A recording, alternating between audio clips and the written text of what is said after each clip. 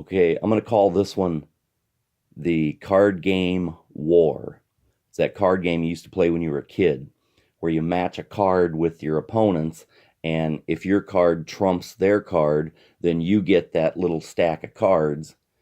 And anyway, at first I got to apologize. I'm getting over the flu, so if I sound kind of ratty, I'm sorry, but you'll get the idea.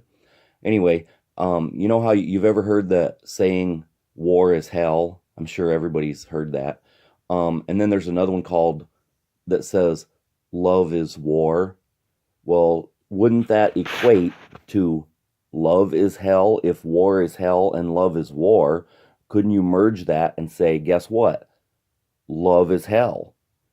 Um, anyway, the other saying you might have heard about cards is when you hear people say, lay all your cards on the table, that means be truthful with what you're offering and what you have, and not try to sucker punch someone in making a deal or whatever transaction you're trying to make. You lay everything on the table, and then both parties do, and then you negotiate.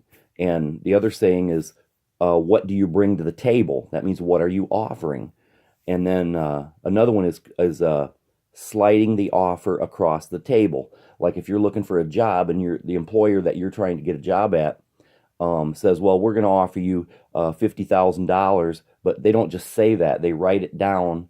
It's more discreet. They write it down on a piece of paper, so there's not any shouting matches or insults or anything. So what you do is when they slide the paper to you and tell you that this is what we're paying, then what you do is you take your pen and you write on there what you think you're worth, and you negotiate silently in writing. And then you say, if they say 50, then you say, well, I think I'm worth 75. So then you slide it back across to them, and then they look at it and they try to negotiate. They might come up a little bit or they might not, but that's how you do that. That's sliding the offer across the table.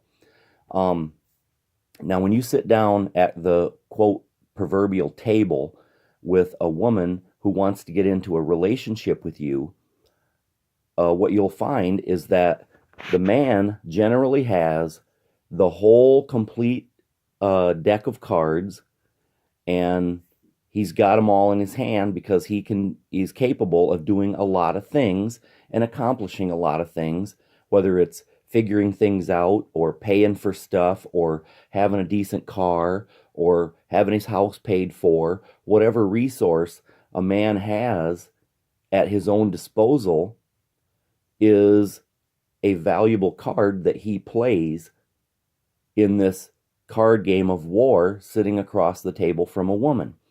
So anyway, and a man's knowledge is a asset and a resource that he has, not just money. Okay, so the first card, when you sit across the table from these women that want to get involved with you, the first card that they're going to play when you say, what have you got to offer me?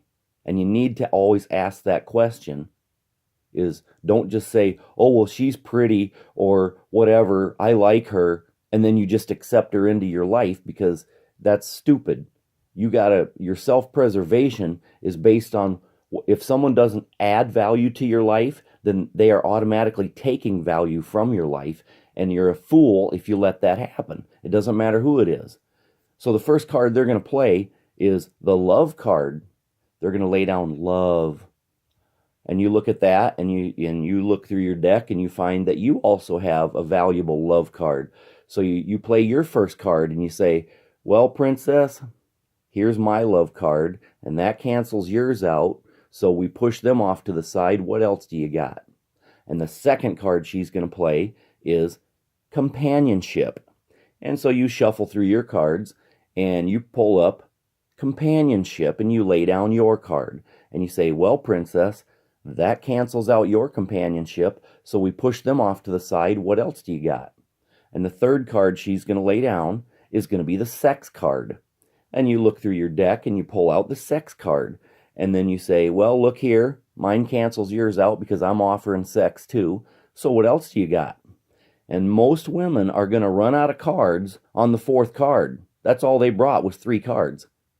And what they're trying to negotiate a relationship with you for is because everything they're going to offer you are intangible things that they did not work for. But what they want from you are the tangible things that you did work for. Like love, companionship, and sex. And they didn't work for any of that. It's just natural. And yours is too, but they don't have anything else to offer. So if on by the chance they do have a 4th or a 5th card, you say, okay, well, what else you got? It's going to be card number 4 is probably going to be, well, I'm a good cook. Well, you pull out your 4th card, and lo and behold, you're a good cook too. Well, that cancels that out. You say, what else do you got? Because she hasn't gained any ground so far, and she's on card number 5. If she has card number 5, it's going to be, well, I can clean really well. Well, you pull out card number 5 too, and guess what? You can clean really good too. So we're still at a stalemate because she doesn't have anything to offer, and I still got a whole stack of cards left, and she's out.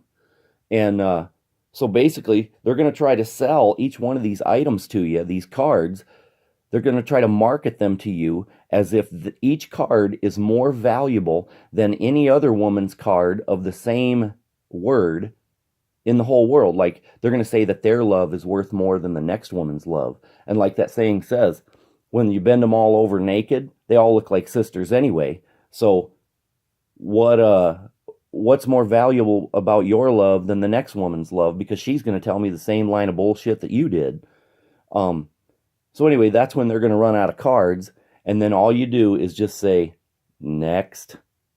And then she can get up and leave, and the next one can sit down, and she ain't going to be able to hold water sitting there playing the card game with you.